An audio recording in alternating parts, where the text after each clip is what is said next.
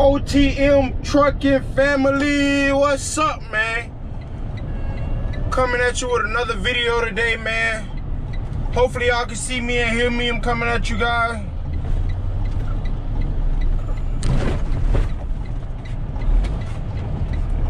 I'm coming at you guys today on how do I obtain a CDL. Boy, y'all hear them, boy? Hey, when you don't hit no gear ground, when you flow gears, boy, you doing something right, man.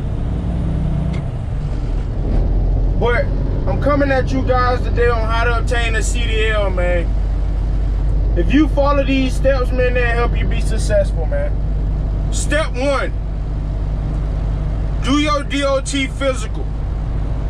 You don't have to do it first, but I like to do it first just because you know you got it out of the way. And I think it lasts for a year, 2 years. Mine, I got a deal on. I think I paid $55 for the laminated, 50 without it. Get that out the way. That's why you don't have to worry about it. The next thing you do is, it depends on what state you in. Let me say that first. But you pass the test and you get the CDL permit. It's just like you doing your learner's permit. You get that. That way you can drive in a truck with somebody that has a CDL. And you can learn how to drive.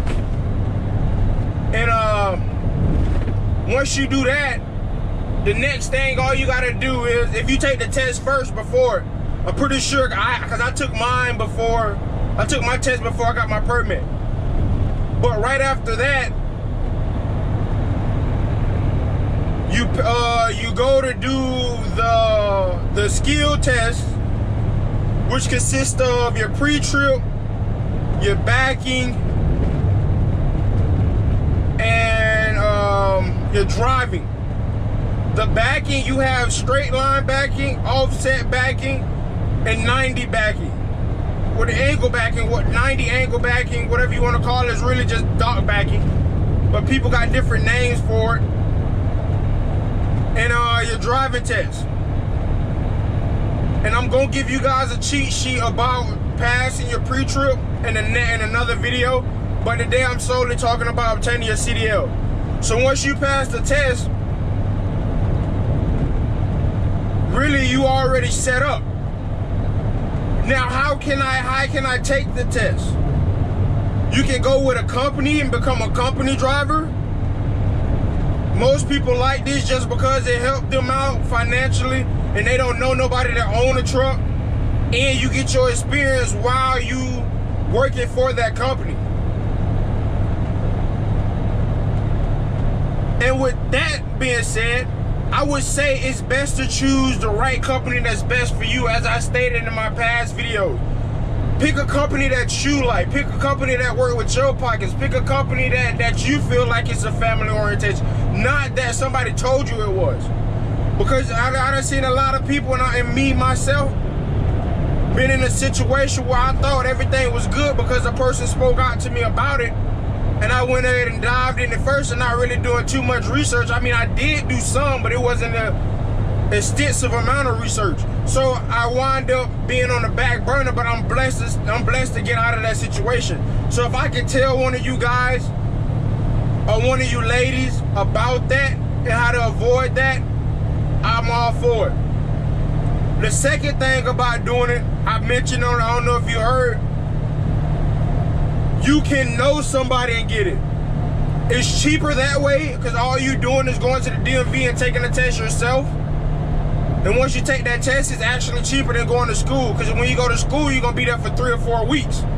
Rather you take that test, you can just go in. Say you fail one thing, you can go back later on and take the thing that you failed over and you'll be done with it. You don't, if you pass something, you don't take that section you passed again. You go on to the next section.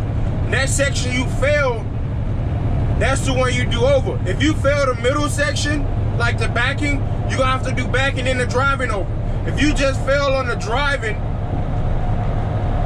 now you just have to do the driving over. And It's companies out there that work with you guys. I want to say that. It's companies out there that work with you. I just found out, I had a buddy of mine that went through Amazon. I put him on over here at the job I'm at now. Cool dude, you know what I mean? Me and him talk about my videos and talk about what content I should produce or what content I should push out. But I was talking to him, he told me Amazon, you know, and I did a research so I can explain to you guys about it. Amazon has a career option where you work for them for a year. I think in the warehouse or doing some kind of work with them. Once you get the career program, you able to go say, I want my CDL. It's basically like going to, what's some schools called where, trade school. It's basically like a trade school. You tell them I want to learn my CDL, they teach you your CDL. And they work with you. I was telling a buddy of mine yesterday, man, you can go to Roadmaster work at it. I don't know if you guys in Florida or where you at, but it's separate entities that teach truck drivers and they put you on with companies. The situation is if you know somebody and they teach you how to drive or you drive with them and then you go take the test, you don't have any experience. Most companies want to see a year or two experience. That's the people's downfall. If you don't have that year to two experience, most companies not gonna want to mess with you. It's not saying that you're not a good driver. That's not what it's saying at all. It's saying they don't know if you're a good driver. My insurance company don't want to take a risk with you. You gotta be mindful of that and know. If you go out there and be a company driver, stay out there for a year. And I'm here to let you know, just because you be with your mentor and he stop at Walmart and he stop here and there and he show you he likes it, that's not the case for everyone. Your first year gonna determine if you stay in a truck and truck for your career. Because you're gonna have a breakdown, well, you're gonna have breakdowns and you're not gonna know how to respond. Lowe's not gonna go your way. You're gonna go places you don't wanna go. You have to wake up times you don't wanna wake up. The first year of trucking is the worst year of trucking, hands down. And that's only because you a newbie. They're gonna actually see if you wanna do it. That's what shows if you're a trucker or not. Do you wanna do it? And there's different types of CDL. I have a Class A, which means I can drive anything, Class A or Class B. If you trying to get your CDL, I would say get a Class A. You have no limits. It's basically like a universal remote. You can hop in any truck and drive. That being said, learn how to drive manual if you can. I don't know if I stated this in another video, because if you learn how to drive manual, you can drive every truck. If you drive in an automatic, you're gonna get an automatic restriction. You do not want that automatic restriction. Sorry about that, y'all. My alarm went off. But you do not want that automatic restriction because all you can drive is automatic. Like example, today, if I had an automatic restriction, I could not drive a manual truck and they put me in a manual truck today. You never know what truck you're gonna be in. Major companies going towards automatic, yes. But what you wanna do when you wanna come home?